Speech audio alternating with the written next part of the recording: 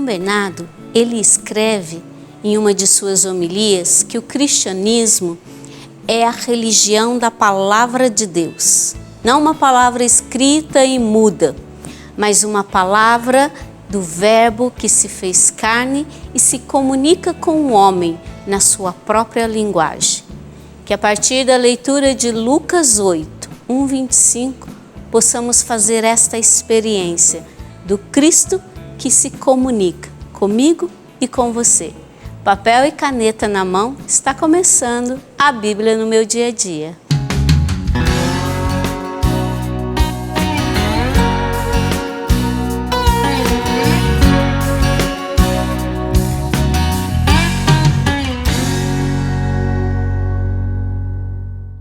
Eu quero escutar a palavra de Jesus que se comunica. Vamos pedir o Espírito Santo para que Ele nos ajude? Em nome do Pai, do Filho e do Espírito Santo. Amém. Espírito Santo de Deus, Tu que pairaste sobre o ventre da Virgem Maria e ali geraste Jesus. Espírito Santo, vem sobre mim neste momento. E no meu coração gera também a palavra que é Jesus. Eu desejo ouvir a voz de Cristo que se revela na palavra. Dá-me a sabedoria para perceber esta voz. Dá-me o entendimento para compreender a vontade de Deus que se manifesta por meio desta palavra. Espírito Santo de Deus, trabalha meu coração, trabalha meu entendimento, trabalha todo o meu ser, para que tudo em mim possa se render a esta palavra. Vem, Espírito Santo, e fica aqui comigo. Amém. Em nome do Pai, do Filho e do Espírito Santo. Amém. Nós estamos no Evangelho de São Lucas, capítulo 8, versículo 1. Depois disso, Jesus percorria cidades e povoados, proclamando e anunciando a boa nova do reino de Deus. Os 12 iam com ele, e também algumas mulheres que tinham sido curadas de espíritos maus e de doenças. Maria, chamada Madalena, de quem saíra 7 demônios. Joana, mulher de Cusa, alto funcionário de Herodes, Susana e muitas outras mulheres que o ajudavam com seus bens.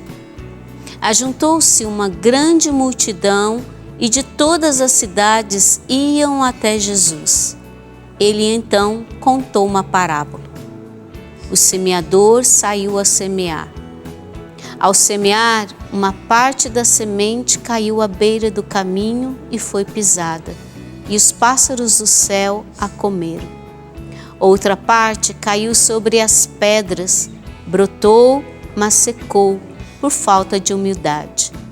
Outra parte caiu entre os espinhos, e crescendo ao mesmo tempo, os espinhos a sufocaram. Ainda outra parte caiu em terra boa, brotou e deu frutos, até 100 por 1. Depois de dizer isso, ele exclamou: quem tem ouvidos para ouvir, ouça. Versículo 8b, nós temos uma ordem. Quem tem ouvidos para ouvir, ouça. Seus discípulos faziam perguntas sobre o sentido da parábola. Jesus então disse: a vós foi dado conhecer os mistérios do reino de Deus. Aqui nós temos uma promessa no versículo 10. A vós foi dado conhecer o reino de Deus. A vós foi dado conhecer os mistérios do reino de Deus. Versículo 10b. A outros, porém, só por meio de parábolas, de modo que olhando não enxergam e ouvindo não entendem.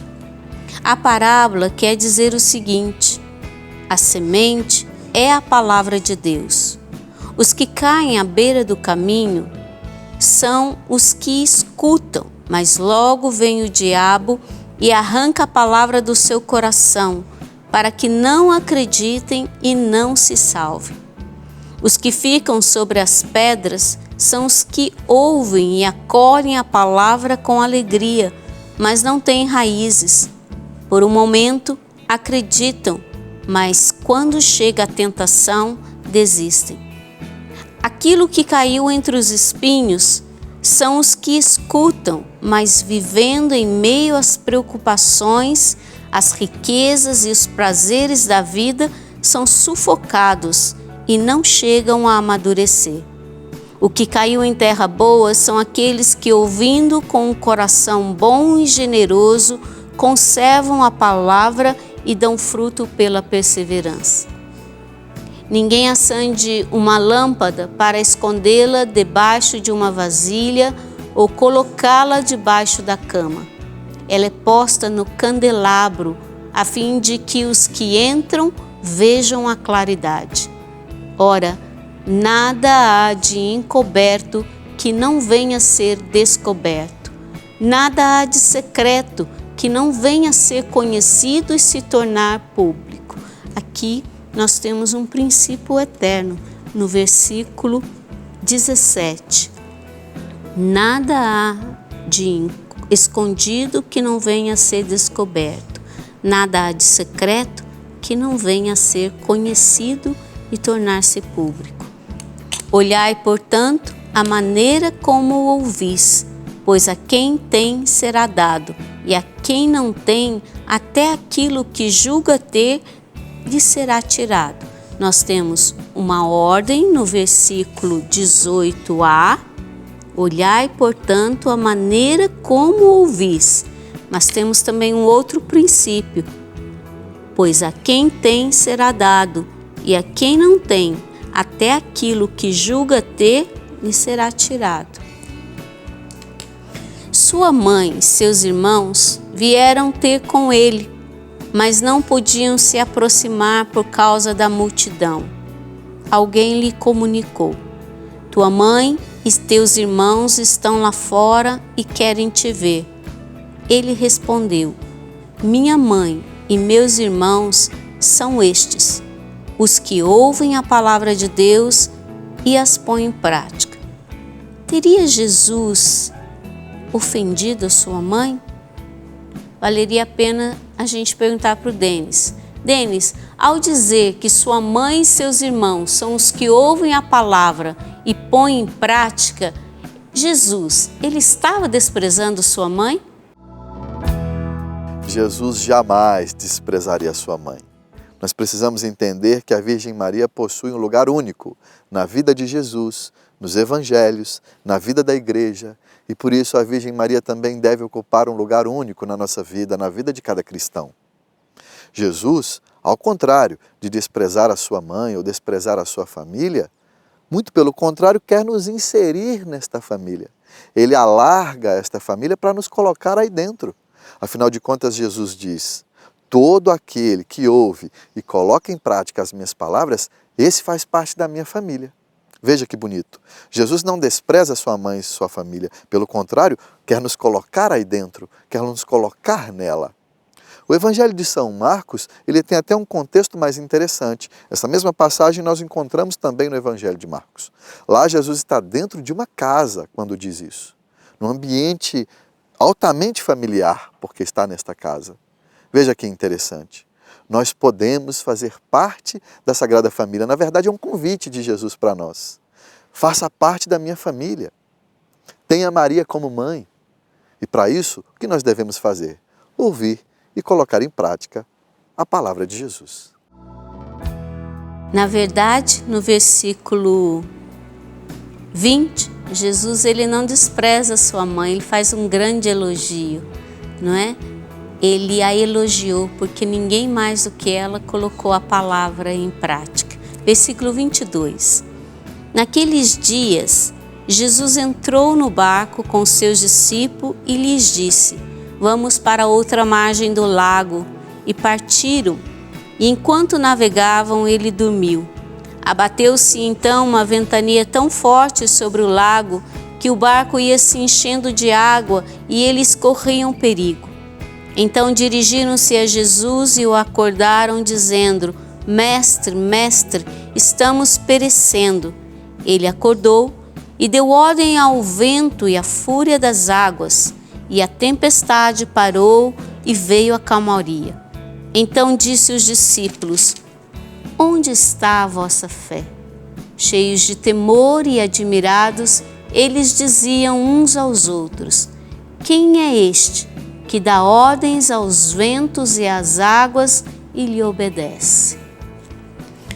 Jesus faz uma pergunta que hoje é para mim e para você. Onde está a vossa fé?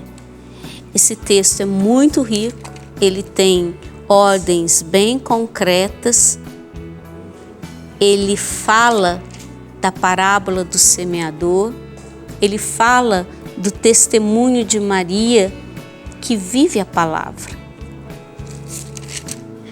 Meu pai, minha mãe, meus irmãos são estes que ouvem a palavra de Deus e a põem em prática. Que o Senhor nos ajude, que esta palavra, de fato, seja uma palavra não apenas lida, mas uma palavra que se encarne e produza frutos, muitos frutos na nossa vida. Eu vou continuar anotando aqui a riqueza da palavra, mas você pode também se questionar: onde está a sua fé? Como eu tenho colocado a palavra de Deus em prática? Enquanto isso, eu vou continuar, mas eu espero você no nosso próximo programa, A Bíblia no Meu Dia a Dia.